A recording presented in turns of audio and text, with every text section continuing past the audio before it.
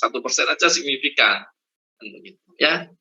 Paham ya? Untuk ini saya tambahkan, saya ralat untuk menganalisa signifikansi ya secara bersama-sama atau secara simultan. Paham ya? Untuk nanti kalau masih kurang paham, Anda bisa baca di modulnya. Sudah saya upload di Edmodo, ya.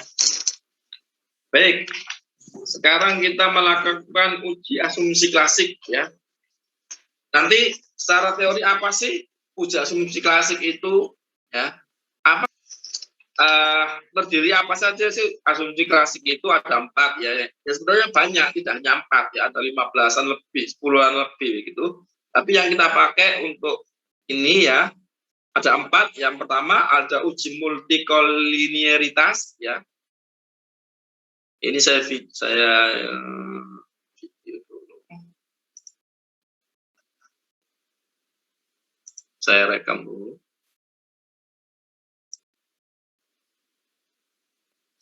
Baik, adik-adik, ini saya akan mulai materi hari ini terkait dengan uji asumsi klasik ya. Nah, dalam uji asumsi klasik itu banyak sekali cara pengujiannya ya. Tapi yang kita pakai untuk uji asumsi klasik ini ada 4 ya. Yang pertama uji multikolinearitas, yang kedua uji autokorelasi, yang ketiga uji autokorelasi,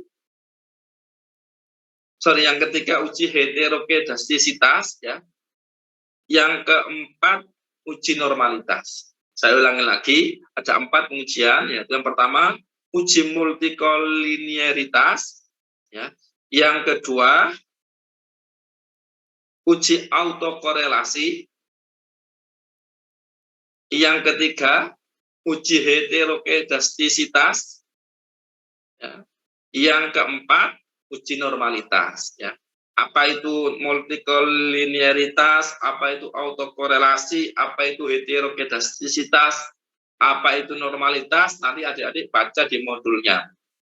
Ya, saya ingin mempraktekkan langsung ya terkait bagaimana langkah-langkah dalam melakukan pengujian multikolinearitas, autokorelasi, heterokedastisitas dan normalitas ya. Nanti kalau lupa bisa juga mengulangi atau membaca lagi ya, membaca ulang di modul yang sudah saya upload di Edmodo. Baik ya.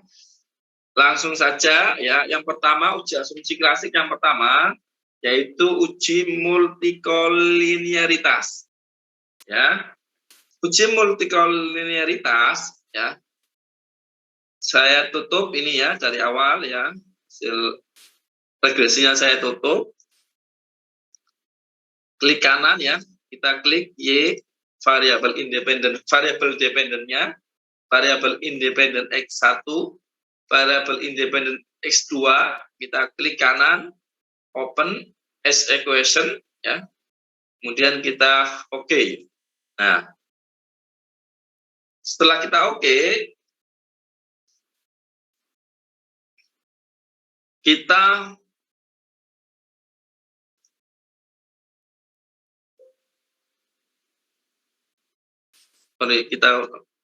ulangi lagi ya. Saya ulangi lagi ya. Multikol itu untuk melihat ya, uji multikolinearitas itu melihat hubungan antar variabel independen ya. Jadi kita tidak perlu memasukkan variabel dependen ya. Jadi uji multikolinearitas itu melihat seberapa kuat hubungan antar variabel independen ya.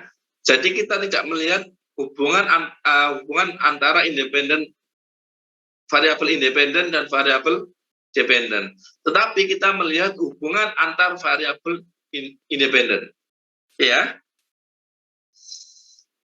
Sekarang kita klik X1 dan X2, klik kanan, open as group ya, open as group. Kemudian setelah open as group kita klik quick Ya. Oke, sudah dibuka ya. Kita buka dulu data variabel independen. Ya, X1 dan X2. Y tidak perlu karena kita tidak melihat hubungannya variabel independen dan dependen. Kita hanya melihat bagaimana sih hubungan antar variabel independen itu sendiri. Ya, kita buka dulu. Tadi sudah kita buka variabel independennya X1 dan X2. Setelah dibuka, klik quick. Quick yang ada di atas ini, klik quick ya. Kemudian klik grup statistik ya. Grup statistik, kemudian klik correlation ya. Klik correlation.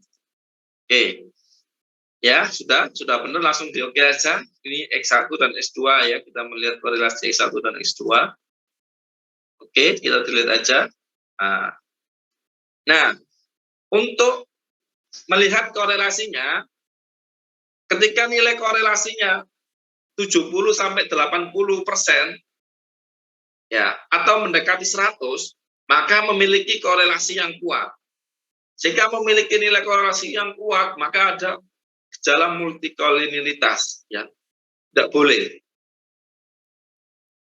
Berarti tidak lolos pada pengujian multikolinialitas.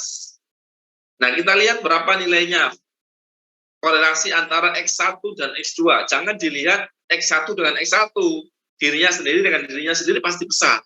Tapi kita melihat korelasi hubungan ya, antara X1 dan X2 nilainya. Kita lihat nilai korelasi X1 dan X2 sebesar 27%. Ya. Nilainya di bawah 7 atau 80%. Ya. Artinya apa kesimpulannya? Ada multikol atau tidak ada multikol?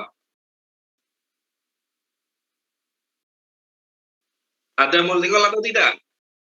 Tidak ada, Bapak. Tidak ada. Di bawah 70 atau 80%.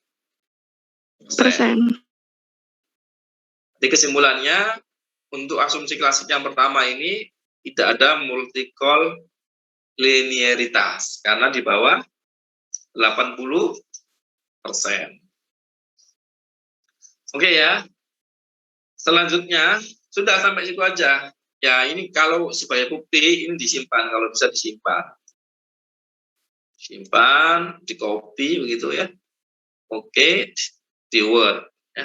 Simpan di Word ya. Ini bukti bahwa kalian sudah melakukan tahapan uji multikoliniaritas. Ini tetap disimpan sebagai bukti kalian melakukan tahapan asumsi klasik multikoliniaritas. Oke, sudah selesai kita melakukan uji asumsi klasik yang pertama yaitu multikoliniaritas. Ya. Selanjutnya untuk uji asumsi klasik yang kedua, ya. Untuk uji asumsi klasik yang kedua itu uji autokorelasi. Ya. Kita lakukan uji autokorelasi. Ya. Untuk uji autokorelasi ini, ya, kita lakukan regresi dulu ya, yaitu variabel Y-nya kita masukkan. Ya. Y, variabel X1 dan X2. Semua variabel dimasukkan, baik independen maupun dependen, dilakukan regresi terlebih dahulu. Ya, open, langsung S equation saja. Kalau S equation ini langsung meregresikan, langsung diregresi. Oke, kita oke, ini Y-nya sudah di depan. Artinya kalau Y di depan, ini sebagai variabel dependen. Variabel diikuti dengan variabel independen X1, variabel independen X2, dan C. Langsung di oke. Nah, kalau sudah di oke, ini kan keluar outputnya ini, regresi yang tadi kita, yang awal tadi, ya. Nah, kita klik view ya. Kemudian residual test,